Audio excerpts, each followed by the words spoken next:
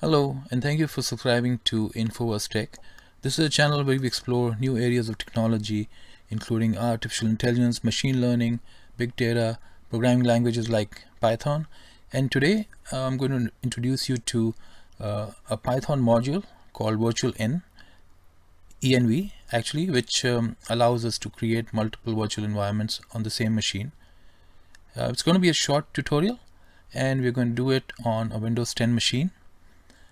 The advantage is that if you are like a developer and you want to have multiple versions of, let's say you're running Python 2.x or you're running Python 3 and you need two different environments, you can have different code sets. Creating a virtual environment allows us to execute codes in the other environment which do not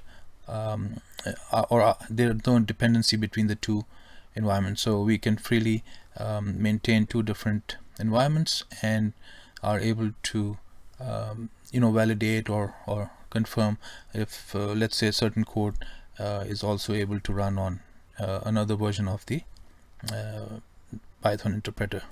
So let's get started. As you can see, I have my command prompt for Windows running, and the first thing we need to do is to locate our installation of Python. So in my case, I have it in this location. Let me just show you here. So I'm going to cd into that, and once I'm here, I can just do a dir, just do a quick check, and we're going to start with creating a directory. So I'm going to, and you can give it any name, it really doesn't matter. So I'm going to call it my virtual demo. Let me cd into this newly created directory, and once we are in this my virtual demo directory, I'm going to run the virtual environment module. Now before we do that, let's have a quick look if that is indeed installed on my machine. So I'm going to do pip list, and as you can see that I do have virtual env module 20.2.2 already installed on this machine, and I believe with Python 3.8 it does come installed. Let me just also check double check my Python version, and you can see it's 3.8, so I didn't need to do that installation. Now the syntax is to run Python -m for module virtual env. That's the name of the module that I just showed you here, which is listed here, and I can give a name of the environment. So I'm going to call it demo env. Notice that the syntax is Python, the executable, -m for the module is virtual env, and I'm calling my new environment demo-env. Let me run that while it sets it up, and once that demo-env is created, or that environment is created, I'll show you that there are a bunch of subdirectories and files underneath that. So let's do a quick, oh, I forgot I am in Windows, so demo-env, and you can see I have a lib, I have a config file, and I have scripts. So the next thing to do is to activate this virtual environment. So the command syntax is to run, you can do it, I'm just using the syntax to make sure that I'm running it here, and the command is activate. And if you look in the scripts directory here, if you go into that directory, you'll see that it has a command called activate. So let's run that.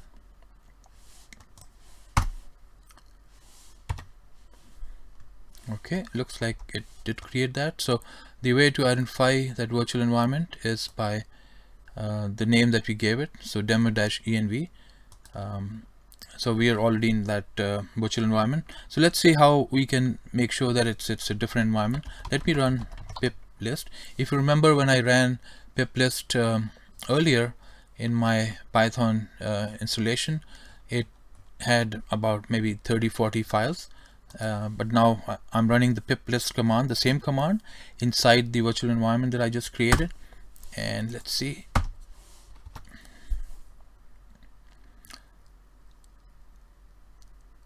So it's running, and let's see the file. So you can see it's just got pip, it's got setup tools, it's got wheel. So just 3 compared to the 50. So definitely this is a different environment. It's also asking me to upgrade to the latest version of pip, and I can certainly do that. So this clarifies that we are indeed in a different environment. You can see by the list of applications that are within this environment as compared with the original one, which had like 50. So we made sure that we are in that environment, and it's got a small subset of files. So essentially this is a different environment, and we can run our code in a different for a different version, and do our testing or validation of the code. Now let's install, let's say, a commonly used library, Python library, pandas, and it goes through that process. So pip will function as it would in any environment, in any Python environment, and it's going through the process. It's downloading packages, and it's getting your system or environment ready to install pandas. Now once that is done, we'll do a quick pip list to show you that pandas was indeed installed. Now it's possible that pandas is not in this environment. Let's check. Okay, so it is here. We can certainly check the version. It's 1.0.5, but I might have installed it as I usually do work in this environment. So let's just give it a few minutes to complete this, and as you can see, it's installing pandas, and it also picked up numpy, which is there's a interdependency. Now once this is complete,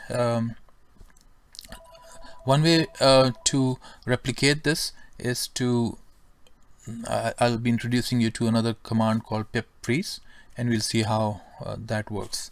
So okay, so that was installed. Let me just do a quick list, and you can see the difference here. See, this is pandas 1.3.3, while here, because this is, like I said, I use this for all of my Python installations and work that I do around Python. So this is definitely an older one. I haven't updated this. So this is running pandas 1.0.0.5, and you can see here the one that we just installed just like a few minutes ago. This is really a much higher version of pandas. So let's say we were checking some dependency. This gives you that idea that I can run 2 different versions of the same application in order to do my code testing, or any other requirement that has that requirement. So let's look at how we can replicate this. So to make this make our virtual environment reproducible by others in our team, we can actually record all the third-party packages and modules that we and their versions that we install. And the way to do that is to use something called freeze. So let me show you this syntax. So it's pip freeze, and this essentially takes all the changes that we did and captures it in a file, and it's called requirements.txt. Let me run that.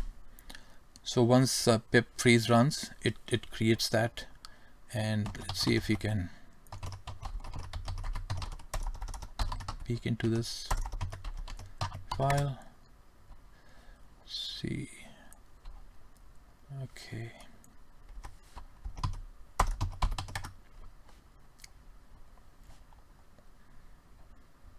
Okay, so it created an 81 byte requirements.txt file, and basically it includes all the modules and applications and their version that we created. So this once we send this file to maybe our collaborator or our team member, they can use something called pip install -r and referencing that file, and this will pick up those modules and applications and install them on the new environment. So we can check that out as well. And finally, we can actually deactivate this environment and this virtual environment, and the way to do that is to simply run deactivate, and once I run this command, it will end this virtual environment. So a quick recap, we are using virtual env, which comes with Python 3.8, and it allows us to create multiple environments where we can run different versions of applications and software. We can do some testing. So we created a virtual environment. We then used pip to compare the number of installed modules and applications. In my original setup, I have like 30 to 40 applications. In the new environment, I just had 3. Then I installed pandas, and I showed you how pandas, because we installed it just a few minutes back, it has the latest version, which was 1.3.3, while my older installation is at a much older version, 1.0.5. We also showed how Pip Freeze is a command to capture the changes, and which can then be used by our team member to replicate that virtual environment. So finally, I will go ahead and run deactivate, and it should end that and get us back to the command prompt. So I hope you enjoyed this very short tutorial on creating virtual environments on Python on my Windows 10 machine, and similar concepts will apply to when we do this or create this on a Linux machine. So thank you very much for watching, and do stay subscribed. Take care.